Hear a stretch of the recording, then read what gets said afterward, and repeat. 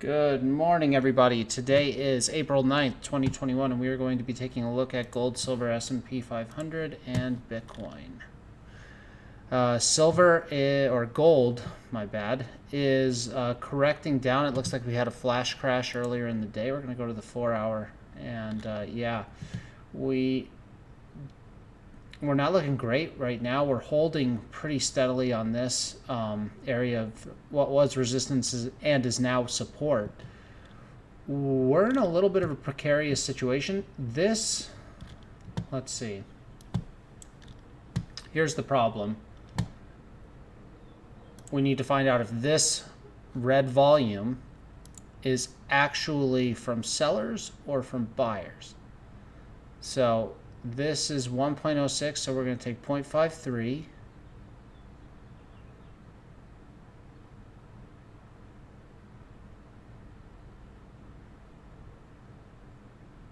That's seller volume. That's a concern. So the way I do this is I take the wicks into account on the candle when I'm not sure about what to treat this how to treat this candlestick's volume. And this is red volume for me because the bulls and the bears did fight. The bulls rejected the drop in price. However, the bears were in control of this candle. Now, we can do the same thing on this candle as well. And it's no surprise that the bulls are back in control of this candle, in my opinion. So 0.24 is what we need to close above and easily make it to the point where the bulls are in control of this candle. Now we need to know what's going on with the bears and the bulls on this candle over here. Going back to the daily, the bears are in control of this candle for sure so far on the daily. We still have 3 hours and 45 minutes left in the day to close. However, if we close below the midpoint of the body of this 5 candle, I am expecting some more downside, and I need a higher low. Like, we need an actual higher low, preferably around 1707, 1708. Somewhere in this range is where I want a higher low to be established if we close below the midpoint of this and we don't reverse immediately and this continues to trend us down. And I need this higher low to say higher high, higher closing high, higher low. And that will shift the trend. That will reverse the trend on this. Same thing, we got a higher low here and we have a higher high here, but this is so close to the bottom, I'm a little concerned that this may just be considered like a tweezer on the weekly. No. Well, it's not really a tweezer, but it's definitely a double bottom, but this is such a bullish candle on the weekly on the one. And you do have a long trade activated on the weekly on it too. Those are good signs. I'm still concerned that this 1 to 4 candle correction, 1, 2, 3, 4, this is the 4th candle off this 9. Excuse me. And if we start going down next week, then this is a 1 to 4 candle dead cat bounce that only got up to this yellow line, which is what I talked about in a previous video. And I was expecting us to get back to the yellow line, potentially only back to the midpoint of the channel. Now what I need to see is either a movement and a close above this yellow line on the weekly, or a breakdown back into setup trend, followed by a breakdown to actually test the bottom of the channel. And the bottom of the channel is getting worse and worse. So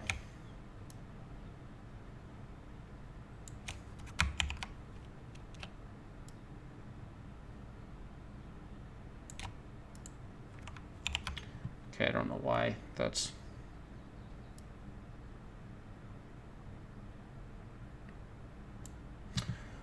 Yeah, the bottom of the channel is getting lower and lower. So my target is actually slowly shifting now too. Now we've played too long in this area on the daily, so I'm getting more concerned on gold. And because we haven't gone in the oversold position yet, we still have room to the downside on the weekly.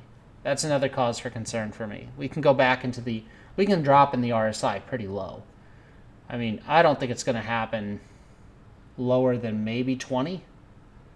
I would be surprised if we get 20, but I don't see any reversal happening right here. It just doesn't. I mean, this is a reversal candle for sure, but it would be way better if it was at the bottom of this and we had a rejection and capitulation bottom, and not this like just intra-weekly swing.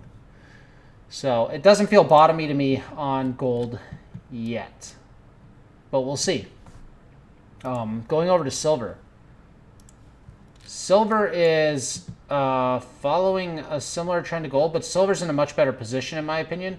The daily, however, does need to close above the midpoint of this 5 candle for me to consider this run having the potential to break above this 30-period moving average. This 30-period moving average, like I talked about yesterday, is really acting as key resistance. And if we can get squeezed here for 1, 2, 3 days, so we can go into this until like Wednesday of next week and get squeezed and then pop. And if we do that, that's great. I would expect that to be a potential outcome for what's going on with silver, and you'll see why here. So this channel is still intact. However, we made a secondary channel.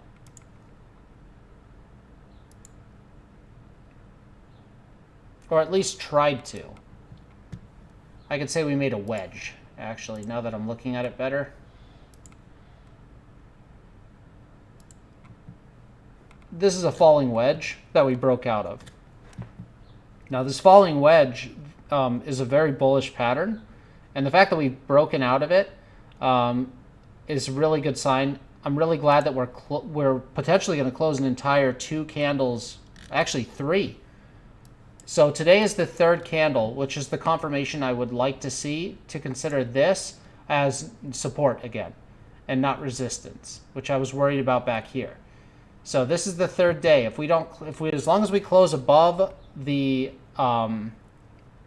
yellow line right here, so scratch closing between the midpoint of the 5 and the 6, that's important. But what's more important is that we close this 3rd full body above this yellow line, which sets us up to move to this $26 area. So that's much more important in my estimation, is that this close above this yellow line is going to tell us that we can move up to $26, which is good news.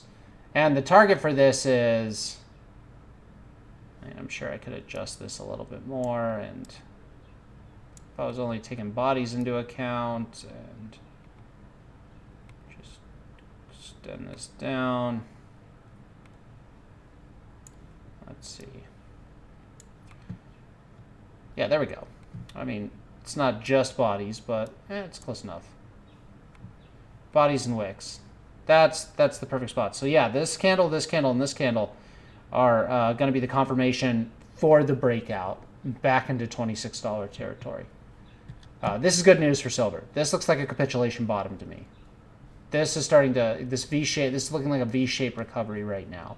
And that's because we haven't gotten stranded with sideways momentum. We've been steadily moving up at a relatively steep angle. All right, enough about silver. Silver I'm bullish on. Gold I'm neutral to bearish on. S&P 500 I'm bullish. We're cruising on the S&P. I don't see us stopping anytime soon. I think we're flying up and away. So we may have a pullback sometime soon to retest maybe this supporting trend line right here.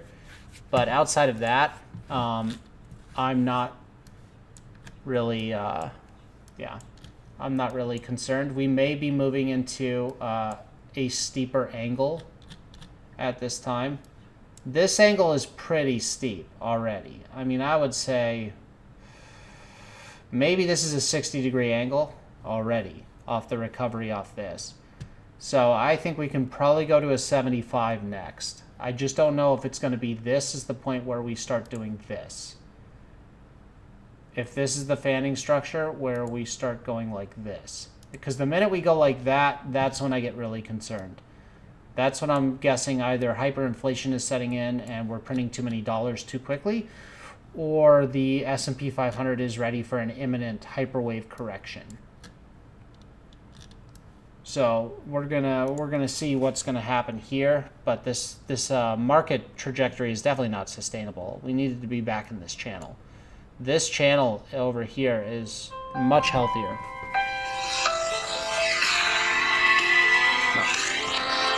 All right, guys, I'll update a Bitcoin video. Sorry about that. I'll update a Bitcoin video later today, and I'll talk to you guys later. Bye for now.